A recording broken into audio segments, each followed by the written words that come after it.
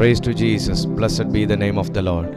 വളരെ അനുഗ്രഹീതമായ നല്ല ഒരു സായാഹ്നം കർത്താവിൻ്റെ കൃപയാൽ ദൈവത്തിൻ്റെ ആത്മാവ് നമുക്ക് ഒരുക്കി തന്ന ഈ നല്ല അവസരത്തിനായി ഞാൻ എൻ്റെ ദൈവത്തെ സ്തുതിക്കുന്നു, മഹത്വപ്പെടുത്തുന്നു. മെയ് മാസം 1-ാം തീയതി ദൈവത്തിൻ്റെ കൃപയിൽ നമുക്കൊരിക്കൽ കൂടെ ദൈവവചനം കേൾക്കാൻ സർവശക്തനായ ദൈവം ഒരുക്കിയ ഈ നല്ല അവസരത്തിനായി ഞാൻ എൻ്റെ ദൈവത്തെ മഹത്വപ്പെടുത്തുന്നു. ഇന്ന് രാത്രിയിൽ കർത്താവ് നാം ഇരിക്കുന്ന സ്ഥലത്ത് തൻ്റെ ആത്മാവിനെ ശക്തിയോടെ പകരും എന്ന് വിശ്വസിക്കുന്ന എല്ലാ ദൈവമക്കളും നിങ്ങളായിരിക്കുന്ന സ്ഥലത്ത് കരങ്ങൾ ഉയർത്തി ദൈവത്തെ മഹത്വപ്പെടുത്തിയാട്ടെ. ഹല്ലേലൂയ. ഇന്ന് രാത്രിയിൽ ഈ വിശ്വാസത്തോടെ, ഈ പ്രതീക്ഷയോടെ, ഈ കാത്തിരിപ്പോടെ ഈ ഓൺലൈൻ മീറ്റിങ്ങിലേക്ക് ജോയിൻ ചെയ്തിരിക്കുന്ന എല്ലാ ദൈവമക്കൾക്കും വേഗം വരുന്ന യേശു ക്രിസ്തുവിൻ്റെ നാമത്തിലുള്ള എൻ്റെ സ്നേഹവന്ദനം ഞാൻ അറിയിക്കുന്നു. ഇന്ന് രാത്രിയിൽ ദൈവത്തിങ്കൽ നിന്ന് ചെറുതല്ല വലിയ കാര്യങ്ങൾക്ക് വേണ്ടി നമുക്ക് കാത്തിരിക്കാം. ഞാൻ ഈ കാത്തിരിക്കാം എന്ന വാക്ക് 3 പ്രാവശ്യം ഞാൻ ഇതിനോടകം പറഞ്ഞു കഴിഞ്ഞു. കാരണം കാത്തിരിക്കുന്നവർ ശക്തിയെ പുതുക്കും എന്ന് തിരുവെഴുത്ത് പറയുമ്പോൾ ഈ പുതു നിയമ കാലഘട്ടത്തിൽ എനിക്ക് വളരെ ഉറപ്പോടെ പറയാൻ കഴിയും, കാത്തിരിക്കുന്നവർ തൻ്റെ ദൂതൻ വന്നതിന് സാക്ഷ്യം പറയും. കാത്തിരിക്കുന്നവർ തൻ്റെ ദൂതൻ വന്നതിന് സാക്ഷ്യം പറയും. കാത്തിരിക്കുന്നവർ പ്രാർത്ഥനയുടെ മറുപടിയുമായി ഇറങ്ങി വരുന്ന ദൂതന് സാക്ഷ്യം പറയും. ഇന്ന് രാത്രിയിലും അപ്രകാരം ഒരു സന്ദർശനത്തിന് വേണ്ടി നമുക്ക് വളരെ പ്രാർത്ഥനയോടെ കാത്തിരിക്കാം, വളരെ പ്രതീക്ഷയോടെ നമുക്കായിരിക്കാം. ഇന്നത്തെ ചിന്തയ്ക്ക് ആധാരമായി കർത്താവ് എന്നെ ഏൽപ്പിച്ചിരിക്കുന്ന തിരുവെഴുത്ത് ലൂക്കോസ് എഴുതിയ സുവിശേഷം 1-ാമത്തെ അധ്യായം അതിൻ്റെ 25-ാമത്തെ തിരുവചനം. ലൂക്കോസ് എഴുതിയ സുവിശേഷം 1-ാമത്തെ അധ്യായം അതിൻ്റെ 25-ാമത്തെ തിരുവചനം. മനുഷ്യരുടെ ഇടയിൽ എനിക്കുണ്ടായിരുന്ന നിന്ന നീക്കുവാൻ കർത്താവ് എന്നെ കടാക്ഷിച്ച നാളിൽ എനിക്ക് ഇങ്ങനെ ചെയ്തു തന്നിരിക്കുന്നു എന്ന് പറഞ്ഞ് 5 മാസം ഒളിച്ചു പാർത്തു. നമുക്കെല്ലാവർക്കും വളരെ നന്നായി തന്നെ പശ്ചാത്തലവും എല്ലാം അറിയാവുന്ന സുവിശേഷങ്ങളിലെ വളരെ ശ്രദ്ധേയമായ ഒരു ഭാഗമാണ് ഇന്ന് ഞാൻ വായിച്ചത്. എന്നാൽ ഞാൻ നിങ്ങളോട് എപ്പോഴും പറയാറുള്ളത് പോലെ തന്നെ ഇപ്പോഴും പറയുന്നു, തിരുവെഴുത്തിൽ ഒരു വാക്യത്തിൻ്റെ ആശയം ഒന്നല്ല, അത് കടലിനേക്കാളും അപ്പുറമാണ് എന്നുള്ളത് ഇതിനോടകം തന്നെ നമുക്കെല്ലാവർക്കും മനസ്സിലായിട്ടുള്ളതാണ്. ഒരു വാക്യത്തിനകത്ത് ദൈവം ഉൾക്കൊള്ളിച്ചിരിക്കുന്ന അർത്ഥമെന്ന് പറയുന്നത് ദൈവത്തോളമാണ്. അതുകൊണ്ട് ഇന്ന് രാത്രിയിലും ഈ തിരുവെഴുത്തിനകത്ത് നിന്ന് പ്രാർത്ഥനയോടെയും കാത്തിരിപ്പോടുകൂടെയും ഇരിക്കുന്ന തൻ്റെ ജനത്തോട് സംസാരിക്കാൻ ദൈവം സന്നദ്ധമായി നമ്മുടെ നടുവിലുണ്ട്. 2-3 പേർ എൻ്റെ നാമത്തിൽ കൂടി വരുന്നവരുടെ നടുവിൽ ഞാനുണ്ട് എന്ന് പറഞ്ഞ ദൈവം അവൻ വെറുതെയല്ല, അവൻ ഇന്ന് നിങ്ങളോട് സംസാരിക്കാനാണ് ഇറങ്ങി വന്നിരിക്കുന്നത്. 2-3 പേർ എൻ്റെ നാമത്തിൽ കൂടി വരുന്നവരുടെ നടുവിൽ ഞാൻ ഉണ്ട് എന്ന് പറയുന്ന ദൈവം നിശബ്ദനായിരിക്കുന്ന ദൈവമല്ല, അവൻ നിന്നോട് സംസാരിക്കുന്ന ദൈവമാണ്. വിശ്വസിക്കുന്നവർ പ്രതികരിച്ചു തുടങ്ങിയാട്ടെ. നിങ്ങളുടെ നടുവിൽ ഞാൻ ഉണ്ട് എന്ന് പറഞ്ഞ ദൈവം അവൻ നിശബ്ദനായി നിന്നെ നോക്കിയിട്ട് മിണ്ടാതെ തിരികെ കയറിപ്പോകുന്ന ഒരു ദൈവമല്ല, നിങ്ങളോട് സംസാരിക്കുന്ന ഒരു ദൈവമാണ്. ആമേൻ. നിങ്ങളോട് സംസാരിക്കുന്ന ഒരു ദൈവമാണ്. തിരുവെഴുത്തിന്റെ പശ്ചാത്തലത്തിലേക്ക് കടക്കുകയാണെങ്കിൽ എന്തായിരുന്നു എലിശബത്തിനുണ്ടായിരുന്ന നിന്ന? എലിശബത്തിനുണ്ടായിരുന്ന നിന്ന അവൾക്കൊരു തലമുറയില്ല എന്നത് തന്നെയായിരുന്നു. എന്നാൽ പ്രിയപ്പെട്ട ദൈവമൈതലേ, തലമുറകളില്ല എന്ന കാര്യത്തെ പ്രതി മാത്രമായിരിക്കുമോ എലിശബത്ത് നിന്ദിക്കപ്പെട്ടത്? തലമുറകളില്ല എന്ന ഒരു കാര്യം പച്ചയായി തുറന്നു പറഞ്ഞ് ആരെങ്കിലും ഒരു വ്യക്തിയെ പരിഹസിക്കുന്നതിൻ്റെ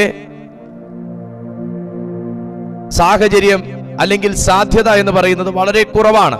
ആയിരിക്കാം, അങ്ങനെ തന്നെ പറഞ്ഞു പരിഹസിക്കുമായിരിക്കാം.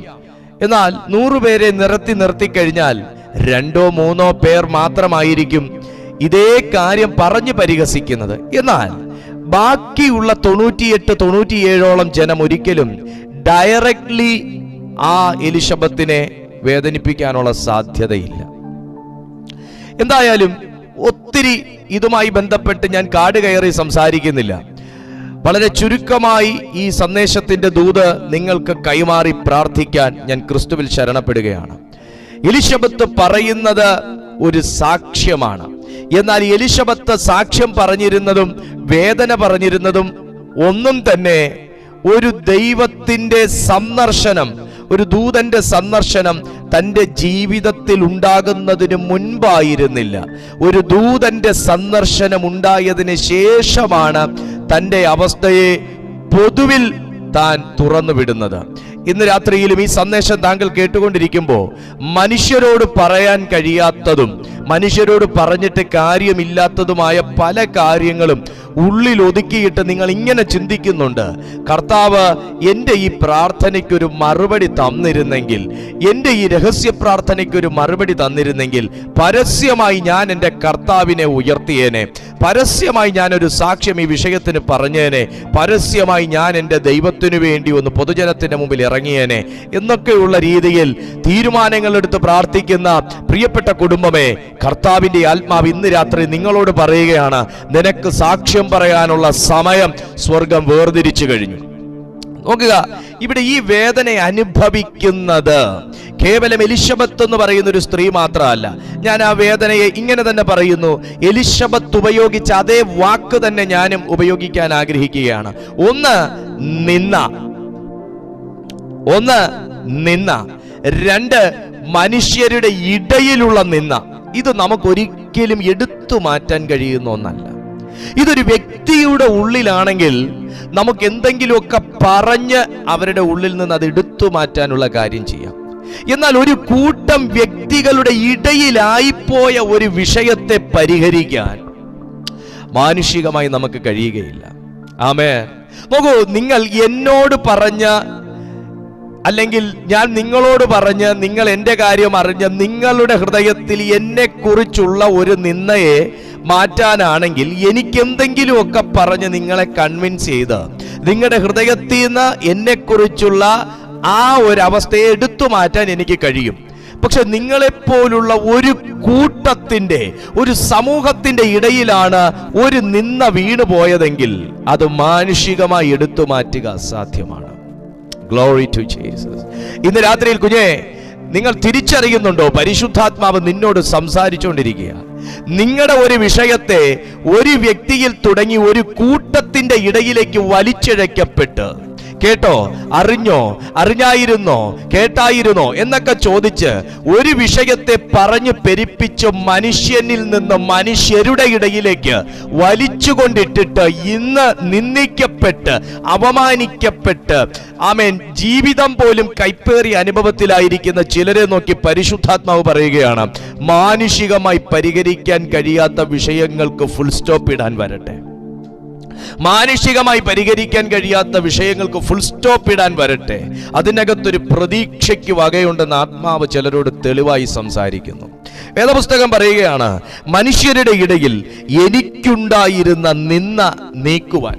ഇതിനകത്തൊരു നീക്കം സംഭവിക്കണമെന്നുണ്ടെങ്കിൽ ഇത് മനുഷ്യകരത്തിന് ചെയ്യാൻ കഴിയാത്ത ഒന്നാ. ആമേൻ പറയാൻ കഴിയോ? ഇതിനകത്തൊരു നീക്കമാ സംഭവിക്കേണ്ടേ. ആമേൻ, ഹല്ലേലൂയ. ചിലതൊക്കെ നീങ്ങിപ്പോകണം. ദൈവാത്മാവ് സംസാരിക്കുക കേട്ടോ. ചിലതൊക്കെ നീങ്ങിപ്പോകണം, ചിലതൊക്കെ ഉരുണ്ട് നീങ്ങണം. യേശു കർത്താവിന്റെ ജീവിതത്തിൽ യേശു കർത്താവിന് പുറത്തു വരാൻ തടസ്സമായി ഒന്നും തന്നെ ഇല്ലായിരുന്നു. മാനുഷികമായിട്ട് നോക്കിയാൽ, ആത്മീയമായിട്ട് നോക്കിയാൽ ഒന്നും തന്നെ ഇല്ല. പക്ഷേ അവന്റെ കല്ലറയെ ചൊല്ലി ജനം പ്രശംസിക്കണമെന്നുണ്ടെങ്കിൽ മനുഷ്യരായിട്ട് ഉരുട്ടിവെച്ച ഒരു കല്ല് മനുഷ്യനല്ലാതെ നീങ്ങിപ്പോകണം. മനുഷ്യരാൽ അല്ലാതെ നീങ്ങിപ്പോകണം. ആമേൻ. എത്ര പേർക്ക് ആമേൻ പറയാൻ കഴിയുന്നുണ്ട്? ദൂതിന്റെ ആ ഒരു ഷാർപ്നെസ്സിലേക്ക് പരിശുദ്ധാത്മാവ് എന്നെ കൊണ്ടുപോകുന്നു.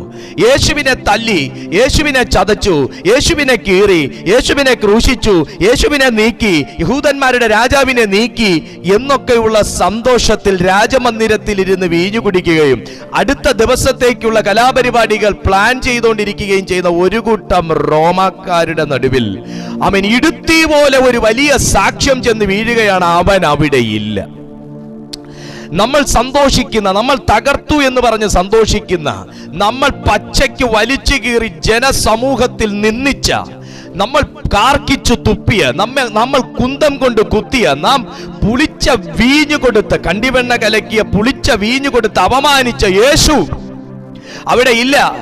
ഒരു 4-5-7 പേർ ചേർന്ന് ഉരുട്ടി വെച്ച വലിയൊരു കല്ലിനെ മനുഷ്യസ്പർശനമില്ലാതെ ഉരുട്ടി നീക്കി നമ്മളൊക്കെ നിന്ദിച്ചു എന്ന് അപമാനിക്കുന്ന യേശുവിനെ ആമേൻ സ്വർഗം പരസ്യമായി മാനിച്ച ഒരു വലിയ സാക്ഷ്യം നാട്ടിലെങ്ങും പാട്ടായി എന്ന് പറഞ്ഞ് ഒരു കൂട്ടർ അവരെ അസ്വസ്ഥപ്പെടുന്നത് നാം സുവിശേഷങ്ങളിൽ വായിച്ചതാണ്. കുഞ്ഞേ, ഇന്ന് ദൈവമുഖത്തേക്ക് നോക്കി യാത്ര ചെയ്യുന്ന നിന്നെ ചില ദിവസങ്ങൾ ഒതുക്കി വെച്ച് നിന്ദിച്ച അനുഭവങ്ങളൊക്കെ ഉണ്ടായിരിക്കാം.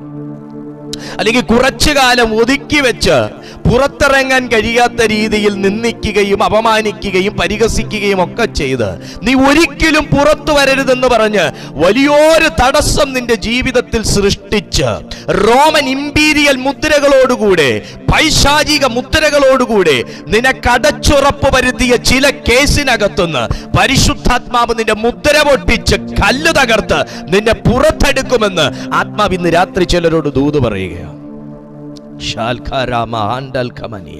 വേദപുസ്തകം പറയുകയാണ്, മനുഷ്യരുടെ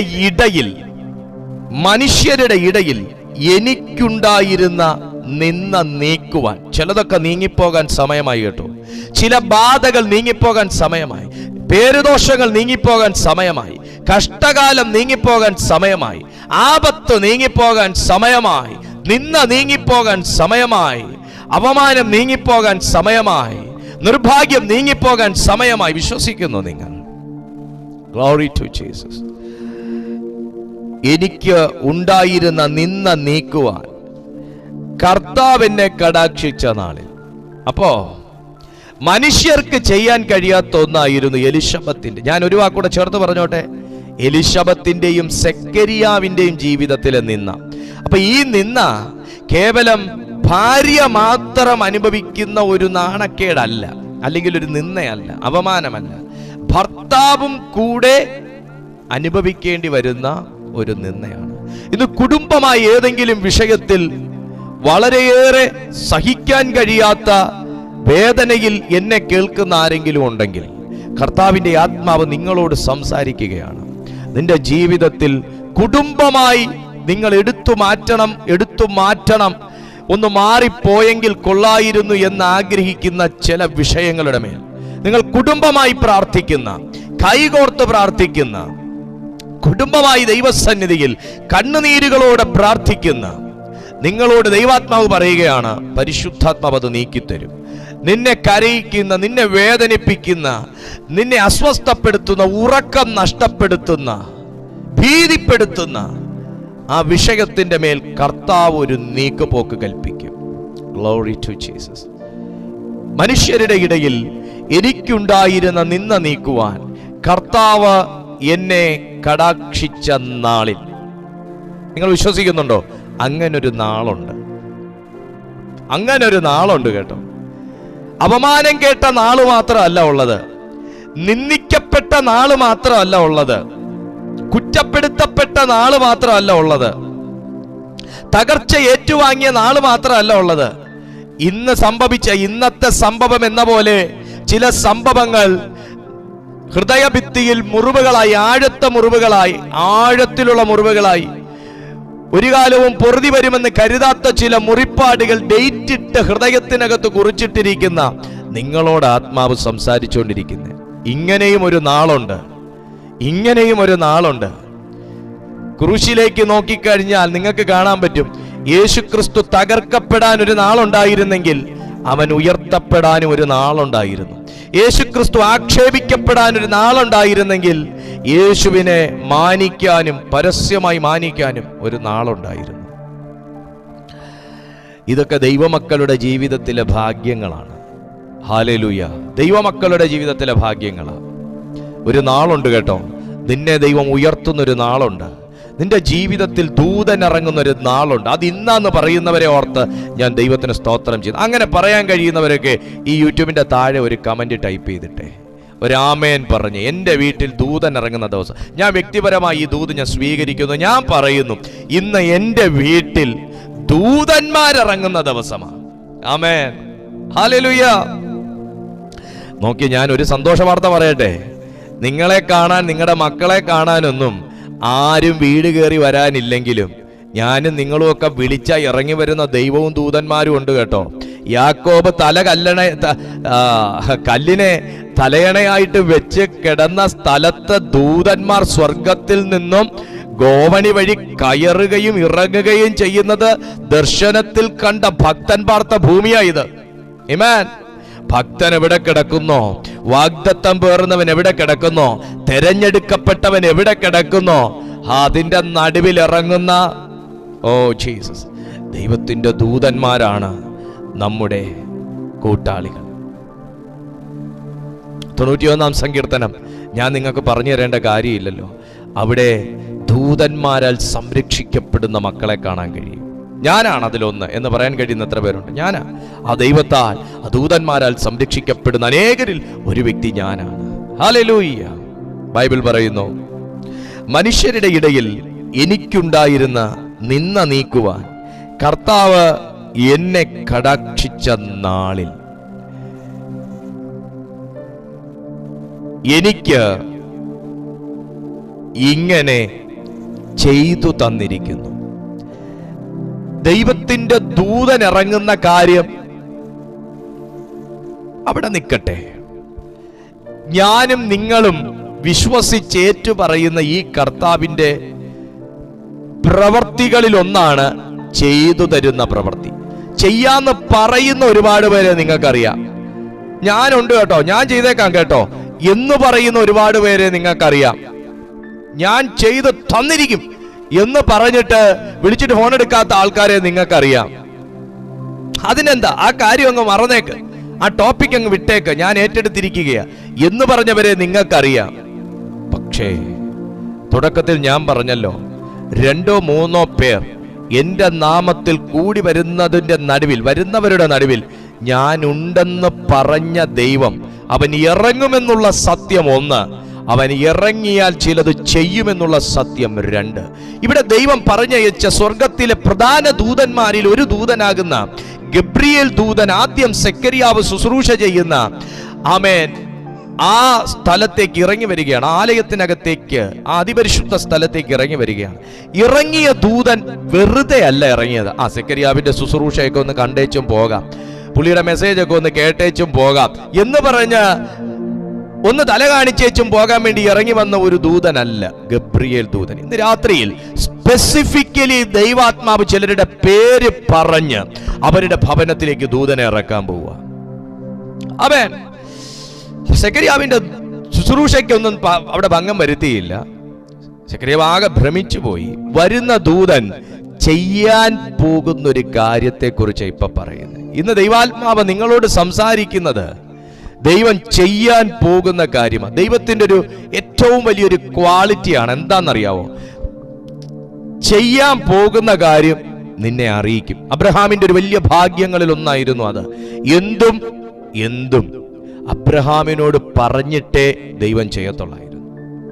ആമേൻ. ഒന്ന് പറയാൻ പറ്റുമോ? കർത്താവേ, എന്നോടും കൂടെ പറഞ്ഞിട്ട് ചെയ്യുന്നൊരു ദൈവത്തിനായി സ്തോത്രം. അതിന് അവന്റെ ശബ്ദം കേൾക്കുന്ന കാതുകൾ നമുക്കുണ്ടായിരിക്കുകയാണ്. പറയൂ ദൈവത്തോട്, എനിക്ക് അങ്ങനെ ഒരു കാത് തുറന്നു താ കർത്താവേ, എനിക്ക് അങ്ങനെ ഒരു കാത് തുറന്നു താ കർത്താവേ. നീ ചെയ്യാൻ പോകുന്നത് പറയുന്ന ശബ്ദം കേൾക്കുന്ന ഒരു കാത്. ആമേൻ. കുഞ്ഞേ, നിന്റെ കാതുകൾ ഈ പറഞ്ഞതുപോലെ ഒരു കൂട്ടരുടെ നിന്ന കേൾക്കാൻ വേണ്ടി മാത്രമല്ല കേട്ടോ ദൈവം വെച്ച് തന്നേക്കുന്നേ.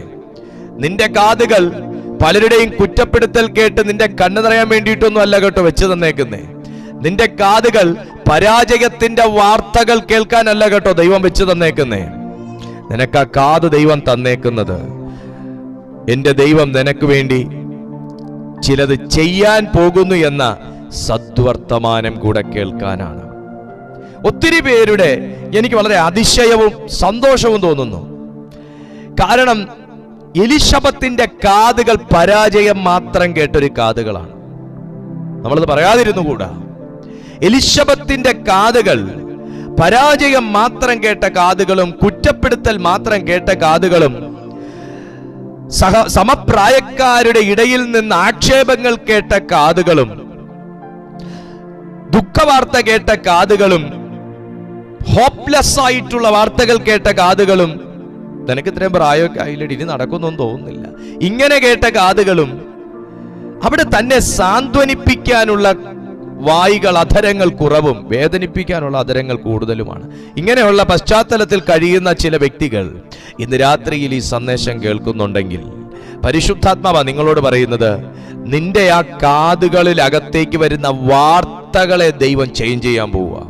നിന്റെ കാതുകൾക്കകത്തേക്ക് വരുന്ന വാർത്തകളെ, ആമേൻ, നീ ഇനി മനുഷ്യന്റെ നിന്ന കേൾക്കത്തില്ല, നീ ദൈവത്തിന്റെ ദൂതന്മാരുടെ പാട്ട് കേൾക്കും.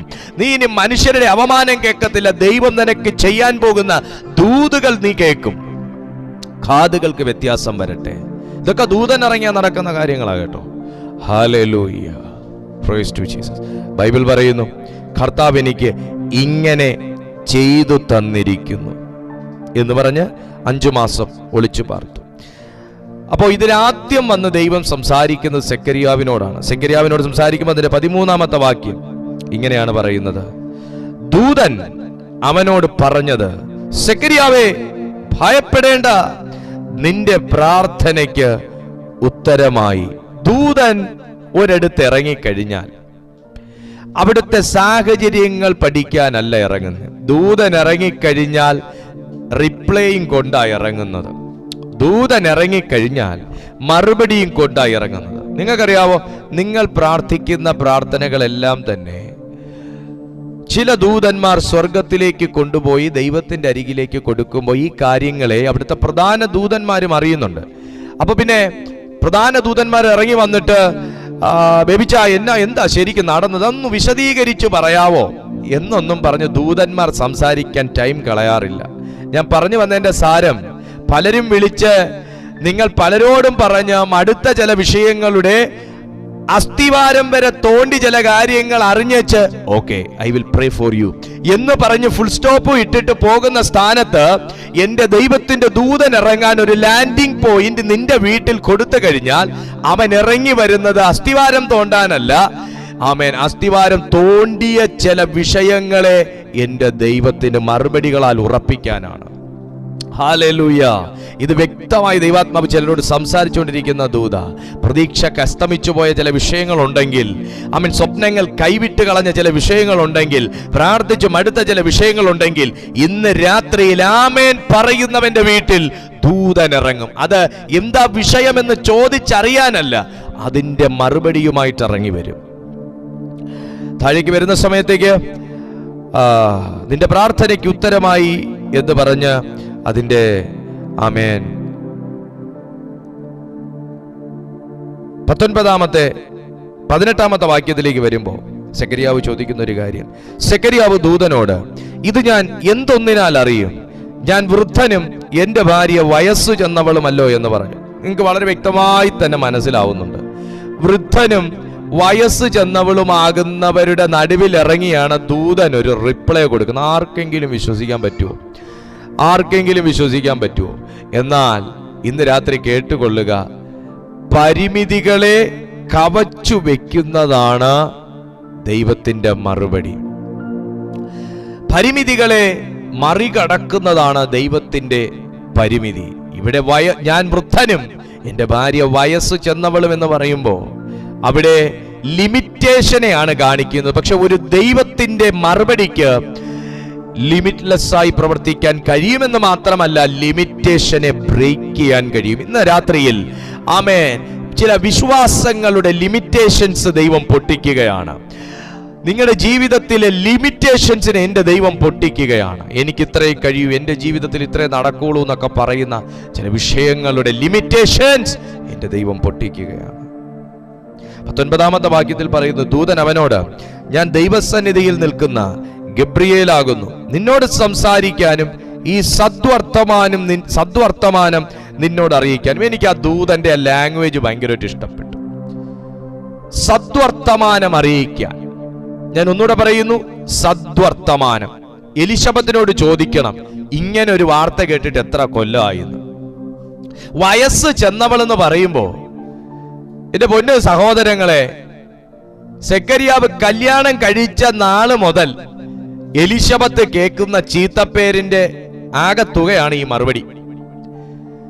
സെക്കരിയാവ് കല്യാണം കഴിച്ച നാൾ മുതൽ ഈ വയസ്സ് ചെന്നു എന്ന് സെക്കരിയാവ് തന്നെ സാക്ഷ്യപ്പെടുത്തുമ്പോ, എന്റെ ഭാര്യ വയസ്സ് ചെന്നവളുമല്ലോ, എത്ര വർഷം കൊണ്ട് ഇവർ കേൾക്കുന്ന ചീത്തപ്പേരും മനുഷ്യരുടെ ഇടയിൽ നിലനിൽക്കുന്ന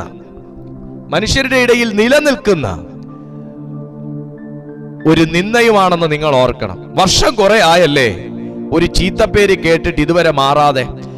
ആണ്ട് കുറെ ആയല്ലേ ഈ നിന്ന മനുഷ്യരുടെ ഇടയിൽ ഇങ്ങനെ വൈറലായിക്കൊണ്ടിരിക്കുന്നു? ഇതൊന്ന് മാറിയാൽ കൊള്ളാമെന്നൊക്കെ ആഗ്രഹമുണ്ട്. അതിന് ദൈവം ഒരു മുഖാന്തരം ഒരുക്കണമേ എന്ന് പ്രാർത്ഥനയുമുണ്ട്. പക്ഷേ ഇതുവരെ അത് നീണ്ടു പോകുകയാണ്. ഇതുവരെ അത് മാറിപ്പോയിട്ടില്ലെങ്കിൽ ദൈവാത്മാവ് ഒരു സദ്വർത്തമാനവുമായിട്ടാണ് നിന്റെ അരികിലേക്ക് ഇന്ന് രാത്രി എന്നെ അയച്ചിരിക്കുന്നത്. എന്താണെന്നറിയാവോ? എലിശബത്തിന്റെ കാതുകൾക്ക്, കർണപുടങ്ങൾക്ക് കുളിർമയേകുന്ന ഒരു വാർത്ത, സദ്വർത്തമാനം കേട്ടപ്പോഴാണ് എലിശബത്ത് സാക്ഷ്യം പുറത്തുവിടുന്നത്. എന്താണെന്നറിയാവോ? മനുഷ്യരുടെ ഇടയിൽ എനിക്കുണ്ടായിരുന്ന നിന്ന നീക്കുവാൻ. അപ്പൊ സദ്വർത്തമാനമല്ല കേട്ട് വയസ്സ് ഇത്ര ആയത്. നിന്ന കേട്ട്, അവമാനം കേട്ട്, കുറ്റപ്പെടുത്തൽ കേട്ട്, പഴി കേട്ട് അവളുടെ വയസ്സ് ഇത്രയും ചെന്നു. ഈ വയസ്സാങ്കാലത്തൊരു വിടുതൽ ഉണ്ടാകുമോ എന്നൊക്കെ സ്വാഭാവികമായിട്ടും ഇന്ന് കേൾക്കുന്ന താങ്കൾക്കൊരു ഡൗട്ട് ഉണ്ടാകും. എന്നാ കേട്ടോളൂ, ദൈവത്തിന് പ്രവർത്തിക്കാൻ ഏജ് ലിമിറ്റേഷൻ ഇല്ല. ദൈവത്തിന്, നമ്മുടെ കേരള ഗവൺമെന്റിന് നിന്നോട് പ്രീതി തോന്നാനും നിങ്ങളോട് പ്രസാദം തോന്നാനും ഏജ് ലിമിറ്റേഷൻ ഉണ്ട്. ആ ഗവൺമെന്റിൽ നിന്ന് നിന്നോട് മനസ്സലിയണമെങ്കിൽ ഏജ് ലിമിറ്റേഷൻ ഉണ്ട്. പക്ഷെ ദൈവരാജ്യത്തിന്റെ ഗവൺമെന്റിന് മനസ്സലിയണമെങ്കിൽ അവിടെ അങ്ങനെ ഒരു പരിമിതിയില്ല. എന്നാൽ ഇന്ന് രാത്രി കേട്ടുകൊള്ളുക, ഈ വയസ്സാങ്കാലത്ത് കേൾക്കുന്നൊരു സദ്വർത്തമാനം. ഞാനൊരു ദൂത് പറയട്ടെ, ഒത്തിരി അവമാനം കേട്ടതും ഒത്തിരി നിന്ദിക്കപ്പെട്ടതും ഒക്കെ ഇതുപോലൊരു സദ്വർത്തമാനം സർപ്രൈസ് ആയിട്ട് നിങ്ങളുടെ അരികിൽ കൊണ്ടുവരാനാ. ഒത്തിരി അവഗണിക്കപ്പെട്ടത് ഇതുപോലൊരു സദ്വർത്തമാനം സർപ്രൈസ് ആയിട്ട് നിങ്ങളുടെ അരികിലേക്ക് കൊണ്ടുവരാനാ, മനുഷ്യരുടെ ഇടയിൽ. അപ്പൊ 19-ാമത്തെ വാക്യം ഒന്നുകൂടെ വായിക്കുന്നു. ഞാൻ ദൂതൻ അവനോട്, ഞാൻ ദൈവസന്നിധിയിൽ നിൽക്കുന്ന ഗബ്രിയേലാകുന്നു, നിന്നോട് സംസാരിക്കുവാനും ഈ സദ്വർത്തമാനം നിന്നോട് അറിയിക്കുവാനും എന്നെ അയച്ചിരിക്കുന്നു. തക്ക സമയത്ത് നിവർത്തി വരുവാനുള്ള എന്റെ ഈ വാക്ക് വിശ്വസിക്കായിക കൊണ്ട് അത് സംഭവിക്കും വരെ നീ സംസാരിക്കുവാൻ കഴിയാതെ മൗനമായിരിക്കും എന്ന് ഉത്തരം പറഞ്ഞു. ഒരു വാഗ്ദത്തമാണ് സെക്കരിയാവ് കേട്ടത്. ഈ വാഗ്ദത്തം കേൾക്കുമ്പോൾ ചിലരാകെ അസ്വസ്ഥരാകാറുള്ളത് ഞാൻ കാണാറുണ്ട്. വാഗ്ദത്തം പെട്ടെന്ന് നടക്കുന്നില്ല, വാഗ്ദത്തം ഉണ്ട് പാസ്റ്റർ, പക്ഷെ നടക്കുന്നില്ല എന്ന് പറയുന്ന. പക്ഷേ ദൂതൻ പറയുന്ന പോയിന്റുകൾ ശ്രദ്ധിക്കണം. തക്ക സമയത്ത് നടക്കുവാനുള്ള, അപ്പൊ ദൈവം ഒരു വാഗ്ദത്തം അറിയിച്ചാൽ അത് നടക്കാൻ ഒരു ടൈം ദൈവം വെച്ചിട്ടുണ്ട്. ആമേൻ. ദൈവം ഒരു ദൂത് അറിയിച്ചാൽ, ദൈവം ഒരു പ്രവചന ശബ്ദം അറിയിച്ചാൽ കർത്താവ് അത് നടപ്പാക്കാൻ ഒരു ടൈം ദൈവം ഫിക്സ് ചെയ്തിട്ടുണ്ട്. തക്ക സമയത്ത് നടക്കുവാനുള്ള, നിവർത്തി വരാനുള്ള ഈ വാക്ക് വിശ്വസിക്കായിക കൊണ്ട് അത് സംഭവിക്കുന്നതുവരെ നീ സംസാരിക്കാതിരിക്കും. പക്ഷേ നമ്മളൊക്കെ ആണെങ്കിൽ എന്താ ചെയ്യാന്നറിയാവോ? ശുശ്രൂഷ അവിടെ ഇട്ടേച്ച് ഓടും. പക്ഷെ വേദപുസ്തകം പറയുന്നത് എന്നാന്നറിയാവോ? വേദപുസ്തകം പറയുന്നത് 23-ാമത്തെ വാക്യം, അവന്റെ ശുശ്രൂഷാകാലം തികഞ്ഞ ശേഷം അവൻ വീട്ടിലേക്ക് പോയി. ശുശ്രൂഷാകാലം തികഞ്ഞ ശേഷം. ഇങ്ങനൊരു ദൂത് എന്നോട് ഗബ്രിയേൽ വന്ന് പറഞ്ഞടി എന്ന് പറയാൻ വേണ്ടി ശുശ്രൂഷയിൽ നിന്ന് ലീവ് ആപ്ലിക്കേഷനും കൊടുത്ത് പുള്ളി ശുശ്രൂഷ വിട്ടേച്ച് ഓടിയില്ല. പുള്ളി ദൈവകാര്യം മറന്നേച്ച് ഓടിയില്ല. എടീ നമുക്ക് ലോട്ടറി അടിച്ചെടീ എന്നും പറഞ്ഞുകൊണ്ട് പറയാൻ വേണ്ടിയിട്ട് ആള് പള്ളിക്കാരെയും വിട്ടേച്ച് ഓടിയില്ല. തന്നെ ആക്കിയ സ്ഥലത്ത് വിശ്വസ്തയോടെ ആ ശുശ്രൂഷാകാലം തികയുന്നത് വരെ അവൻ വെയിറ്റ് ചെയ്ത ശുശ്രൂഷ തികച്ച ശേഷം താൻ വീട്ടിലേക്ക് പോയി. ഇന്ന് രാത്രിയിൽ കുഞ്ഞേ, ദൈവം നിങ്ങളെ ആക്കിയ സ്ഥലത്ത് വിശ്വസ്തയോടെ നിൽക്കുന്നതാണ് വാഗ്ദത്ത നിവർത്തീകരണത്തിന് വേഗത കൂട്ടുന്നത്. ദൈവം നിങ്ങളുടെ കയ്യിൽ ഏൽപ്പിച്ചിരിക്കുന്നത് വിശ്വസ്തയോടെ ഹാൻഡിൽ ചെയ്യുന്നതാണ് വാഗ്ദത്ത നിവർത്തീകരണത്തിന് വേഗത കൂട്ടുന്നത്. ഞാനിങ്ങനെ പറയട്ടെ, സെക്കരിയാവ് ശുശ്രൂഷ എങ്ങാനും അവിടെ ഇട്ടേച്ചു പോയെങ്കിൽ പുള്ളി വെയിറ്റിംഗ് ലിസ്റ്റിൽ കയറിയേനെ. എന്നാൽ വിശ്വസ്തയോടെ തനിക്ക് കൂറിന്റെ നിയമപ്രകാരം എത്ര കാലം അവിടെ ശുശ്രൂഷ ചെയ്യണമോ അത്രയും കാലം അവിടെ ശുശ്രൂഷ ചെയ്തിട്ടാണ് അദ്ദേഹം വീട്ടിലേക്ക് മടങ്ങിപ്പോയത്.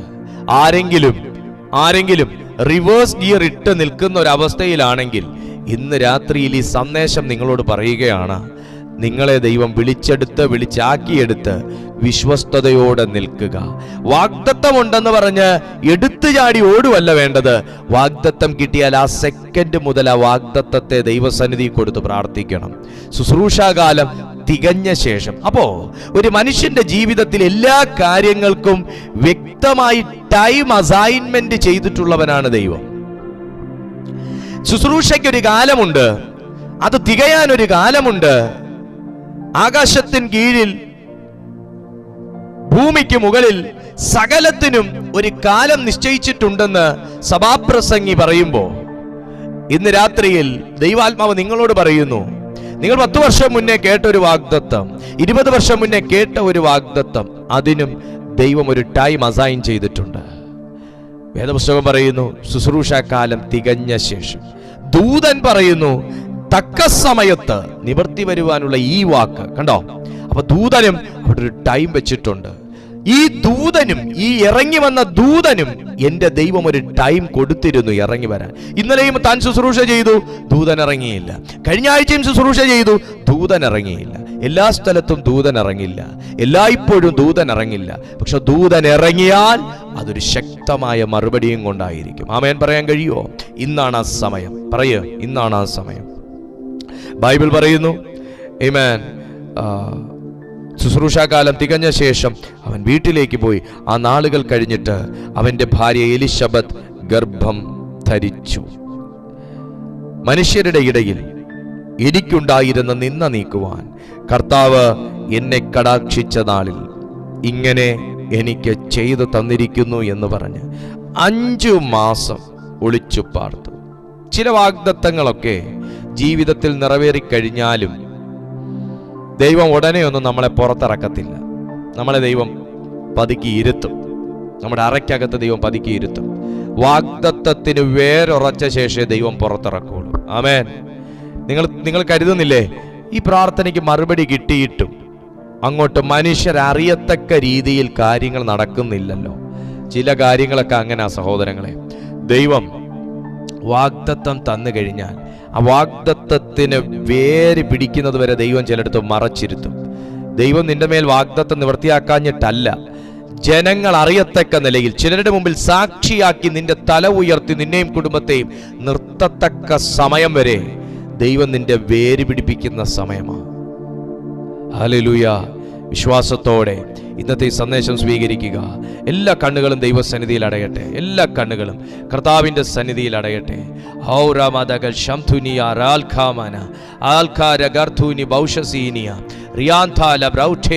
എല്ലാവരും ഒന്ന് ആത്മഭാഷകളിൽ പ്രാർത്ഥിച്ച്, എല്ലാ ദൈവമക്കളും ഒന്ന് ആത്മഭാഷകളിൽ പ്രാർത്ഥിക്കുക. ഷാൽബ്രഖദിൽ പ്രഭൗഷന്ധന അൽക്കാരാർത്ഥുനി വീഖാമനാസി അത്ഭുത റിയാന്താൽ ബ്രഗശംധുനി. യേശുവിൻ്റെ അധികാരമുള്ള നാമത്തിൽ ഇന്ന് രാത്രിയിൽ ഈ സന്ദേശം കേട്ടുകൊണ്ടിരിക്കുന്ന ഓരോ ദൈവമക്കളുടെയും ഭവനങ്ങളിൽ ദൂതനിറങ്ങാൻ പോകുക. വിശ്വസിച്ചേ, ദൂതനിറങ്ങാൻ പോവുകയാ. ഇന്ന് ആമേൻ പരാജയങ്ങൾ കേട്ട്, നിന്ന കേട്ട്, അപമാനങ്ങൾ കേട്ട് ആമേൻ ആകെ മനസ്സും മരവിച്ചും മുരടിച്ചുമിരിക്കുന്ന ചിലരുടെ ഭവനങ്ങളിലേക്ക് ദൂതനിറങ്ങാൻ പോവുകയാ. നിന്റെ ചെവിക്കകത്തേക്ക് വരുന്ന വാർത്തകൾക്ക് വ്യത്യാസം വരാൻ പോകുന്നു. യേശുവിൻ്റെ അധികാരമുള്ള നാമത്തിൽ കർത്താവേ, എന്നെ കാണുന്ന ഈ ദൈവജനത്തിനായി ഞാൻ കർത്തൃസന്നിധിയിൽ പ്രാർത്ഥിക്കുന്നു. യേശുവിൻ്റെ നാമത്തിൽ, യേശുവിൻ്റെ നാമത്തിൽ മനുഷ്യരുടെ ഇടയിൽ നിങ്ങൾക്കുണ്ടായിരുന്ന നിന്ന നീക്കുവാൻ കർത്താവ് നിന്നെ കടാക്ഷിക്കുന്നൊരു സമയമാണ്. കർത്താവ് നിന്നെ കടാക്ഷിക്കുന്നൊരു സമയമാണ്. യേശുവിൻ്റെ നാമത്തിൽ പപ്പ, ഇപ്പോൾ ഞാൻ ഇവരെ അനുഗ്രഹിച്ചു പ്രാർത്ഥിക്കുന്നു. ഇപ്പോൾ ഞാൻ ഇവരെ അനുഗ്രഹിച്ചു പ്രാർത്ഥിക്കുന്നു. ഇവരുടെ നിന്ന നീങ്ങിപ്പോകട്ടെ, ഇവരുടെ അപമാനങ്ങൾ നീങ്ങിപ്പോകട്ടെ, ഇവരുടെ കഷ്ടപ്പാടുകൾ നീങ്ങിപ്പോകട്ടെ. യേശുവിൻ്റെ നാമത്തിൽ ഞാൻ ഇവർക്കായി പ്രാർത്ഥിക്കുന്നു. ബ്ലസ് ചെയ്യുന്നു. സ്വർഗം ഇവരെ സ്പർശിക്കുന്നതിനായി സ്തോത്രം. യേശുവിൻ നാമത്തിൽ തന്നെ ആമേൻ. പ്രിയപ്പെട്ട ദൈവജനമേ, നിങ്ങൾക്കൊരു പ്രാർത്ഥനാ വിഷയം ഉണ്ടെങ്കിൽ ചുവടെ കാണുന്ന ഈ നമ്പറുമായി നിങ്ങൾ ബന്ധപ്പെടുക. എല്ലാ ദിവസവും രാവിലെ 5 മണി മുതൽ 6:30 മണി വരെ ഞങ്ങളുടെ മോർണിംഗ് പ്രെയർ ഉണ്ട് വിത്ത് മെസ്സേജ്. അതിൻ്റെ മെസ്സേജ് നിങ്ങൾക്ക് കറക്റ്റ് 7 മണിക്ക് യൂട്യൂബിൽ അവൈലബിൾ ആയിരിക്കും.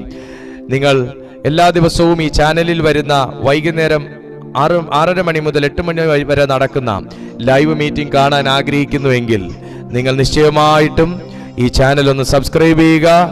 ആമേൻ. കർത്താവ് നിങ്ങളെ അനുഗ്രഹിക്കട്ടെ. ഇതിനകത്തുള്ള സന്ദേശങ്ങൾ നിങ്ങൾക്ക് അനുഗ്രഹമാകുന്നുവെങ്കിൽ മറ്റുള്ളവർക്കും കൂടെ നിങ്ങൾ അയച്ചു കൊടുക്കുമല്ലോ. ദൈവം നിങ്ങളെ മാനിക്കട്ടെ. അടുത്ത ദിവസം തമ്മിൽ കാണുന്നതുവരെ അത്യുന്നതന്റെ ചിറകിന്റെ കീഴിൽ കർത്താവ് നിങ്ങളെ സൂക്ഷിക്കട്ടെ. ഒരു കാര്യം കൂടെ ഞാൻ നിങ്ങളോട് പറയട്ടെ. ഈ മെയ് മാസം 1-ാം തീയതി സ്വർഗം നിന്നെ ഈ ദൂത് കേൾപ്പിച്ചത് നിന്റെ നിന്ന മാറാൻ സമയമായതുകൊണ്ടാണ്. നിന്റെ അപമാനം മാറാൻ സമയമായതുകൊണ്ടാണ്. നിന്റെ കഷ്ടപ്പാടുകൾ മാറാൻ സമയമായതുകൊണ്ടാണ്. സ്വർഗം നിങ്ങളെ സഹായിക്കട്ടെ. God bless you. Good night.